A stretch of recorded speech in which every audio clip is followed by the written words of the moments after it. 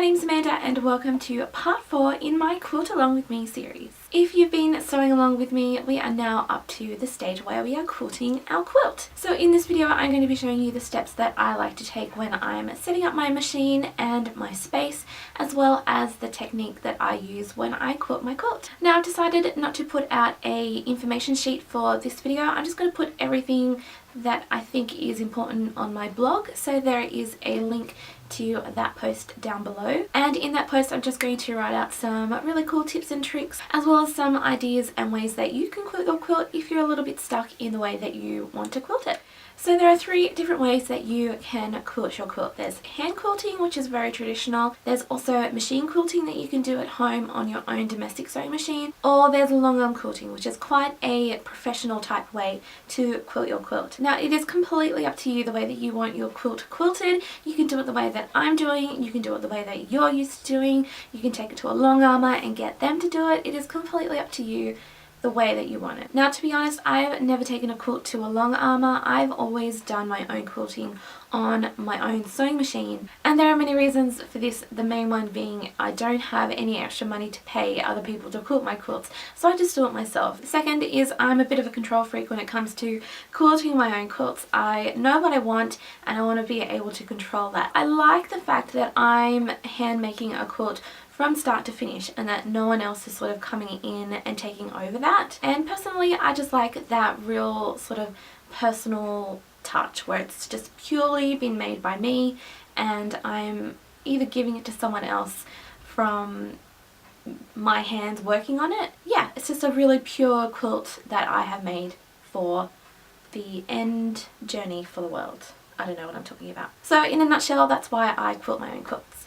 So with that said, I'm just going to go through the way that I like to sort of set up my machine as well as my space before I begin getting into the quilting stage. So first I start off with my machine and I take off my 1/4 inch foot that I've been using for piecing and I attach on my walking foot. Using a walking foot is pretty important when you're quilting because a walking foot has feed dogs on the top as well as your feed dogs on the machine, and what happens when you start quilting is those feed dogs come together, they clamp on 3 layers of the quilt and they pull it through all at once, which stops the quilt layers from puckering and making tucks and just going all over the place. So essentially the purpose of your walking foot is to feed all of your 3 layers together to ensure that you have a lovely smooth quilt top. And usually at this point, depending on the last time I changed my needle, I will put in a fresh sharp needle. I usually use an 80 or a 90. I just find that the thicker the needle, the easier it will go through all your layers of your quilt top. From here I then change my threads. Usually when I'm quilting I will just use a normal polyester thread. I'm not very fussy about weights or cotton threads or anything like that. I find that all of the Gutermann threads, whether they be cotton or polyester, to be strong enough for quilting. I just like to use polyester because it's stronger, it's cheaper, they have a better colour range, and they just do the job that I want my threads to do. So that's pretty much it. So for this quilt I'm using a purpley type thread for the bobbin to match the purpley shade of fabric that I've used on the back. And then just on top I'm using a white. It's not a pure white, but it's not a cream. It's sort of in the middle. The next step that I take is I set up my stitch length. Whenever I turn on my sewing machine, my machine always sets my stitch length to 2.5, and I just find that stitch length too short for when I'm quilting. It just takes forever for the quilt to go through the machine. So the way that I like to test what stitch length that I think will look great on top of the quilt is I put on just a scrap piece of fabric to the side of the quilt, and then I'll change my stitch length and play around with 5 to 4.5, and I chose to do a 4.5 stitch length for this quilt. I find at this stitch length quilt goes through the machine a lot quicker, and the texture and tactile surface that it leaves is just so modern and fresh that I'm just absolutely in love with it. And the last step that I take before I start quilting is I set up my space. I put my stool in front of my machine where I have plenty of sort of room to sort of move and just be comfortable. And then to my right I have a range of things that are close to hand that I can just quickly grab when I need them, with the first one being my bottle of water, because you need to stay hydrated when you're quilting. I have my spool of thread that I'm using on the bobbin for when I need to refill the bobbin. I got my phone with me so I can take some pictures and share with you what I'm doing on Instagram. And then lastly I've got my thread snips for when and if I need to snip off any unruly threads.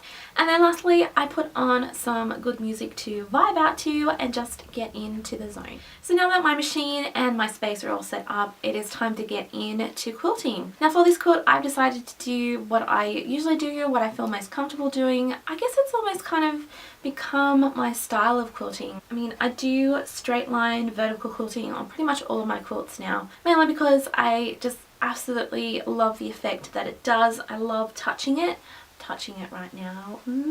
The tactile surface is just so beautiful. It's so mesmerizing and it's easy to do. It's not quick to do. It takes a lot of patience, and I think with this type of quilting you really just need to let go of anything being perfect and just accept it for what it is, because you're not going to get it perfect. You're going to have crooked lines, and I think the only way that you're really going to get straight, perfect, precise lines is if you do it on a long arm quilting machine. So with any quilt I always start in the middle and work my way out. This will just help with smoothing out creases, and it's another step from preventing puckering and tucks in any of your layers. So the way that I first begin my vertical straight stitching quilting is I start obviously in the middle and I ditch stitch a line down the center of the quilt. I usually do this in one of the seams along the middle sashing strip, and then I just simply use this line as a marker or a guide to sew the rest of my lines. So from here I'll go from this line and move my way out to the right, and then once I reach the end I will turn the quilt around and do exactly the same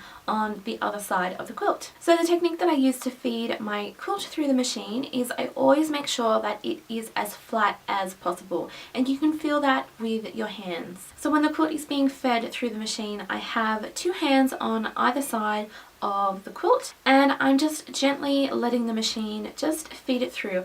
I'm not forcing it through, I'm not pushing it through, I'm letting the machine do all of the work. I always make sure that the overhang of the quilt is hanging in my lap and not actually hanging over the table, because the weight of the quilt will sort of make your lines go a little bit squiff, and there really is nothing worse than battling with a huge quilt that's sort of pulling and pushing away because of it hanging over, and yeah, it can be just a bit of a nightmare. So just sort of prop it up on your lap. If you're having issues with your quilt sort of dragging to your left, just put a chair or an ironing board or anything that will sort of allow the quilt to sit on top as you're feeding it through will really help with just everything. Believe me, I find that having the extension table on my machine really helpful, because it just allows the surface where the quilt is going through to be even, and it just gives me sort of more space for me to sort of put my hands on and feed the quilt through. When you're feeding the middle of the quilt through the machine, you will have quilt bulk to the right of you, and that bulk is trying to go through the throat of the machine. So that's what's between the needle and the sort of part where the motor is. It can be called the arm of the machine, it can be called the throat of the machine, it can be the pillar, it can be called lots of things, but it's that little space that you're trying to feed this quilt through. So the way that I usually like to do it is sometimes I sort of scrunch it up, sometimes I sort of roll all of that bulk up, and by doing that you sort of have something to kind of hold on to, as well as helping the machine to sort of feed through all of this fabric all at once. So when you are at that stage, just be really patient, just feed the quilt through nice and gently, take your time, and just know that it will get easier over time. It always does. Now of course if you have a machine that has a smaller throat sort of space, you will find it hard to feed quite a large quilt through that area. And if you do, and you do struggle with quilting on that type of machine, perhaps maybe look into doing some hand quilting, or look into taking it to a long armor, or even just disregard what I've just said and just give it a go. Why not? Just try it and see what happens. And so once I sort of get into the zone, I just simply sew line after line after line by just simply putting the edge of my walking foot along the last line that I've sewed and just keeping it sort of at that width.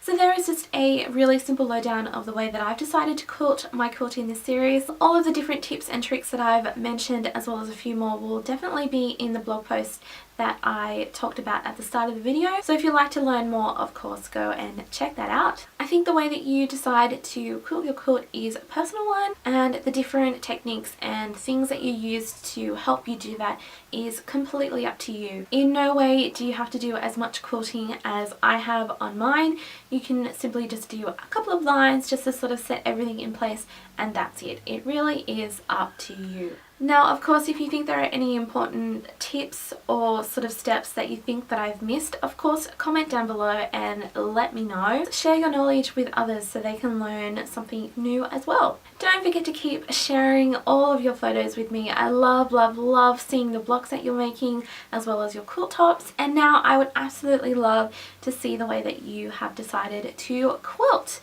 All of you are just so wonderfully talented and creative, and you really just make my day when you share your stuff with me. It just really makes me so happy, and thank you so much for sharing.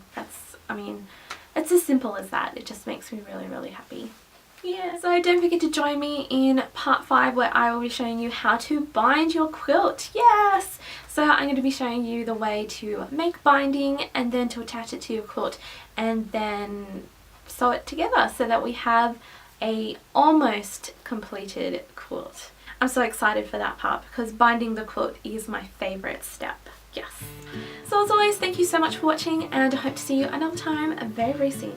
Bye! Hello, my name's Amanda and welcome to part 3 of my Quilt Along With Me series. If you're following along with me, we are now up to the part where we're ready to baste our quilt. So in this video I will be showing you the way that I like to make a pieced quilt bag.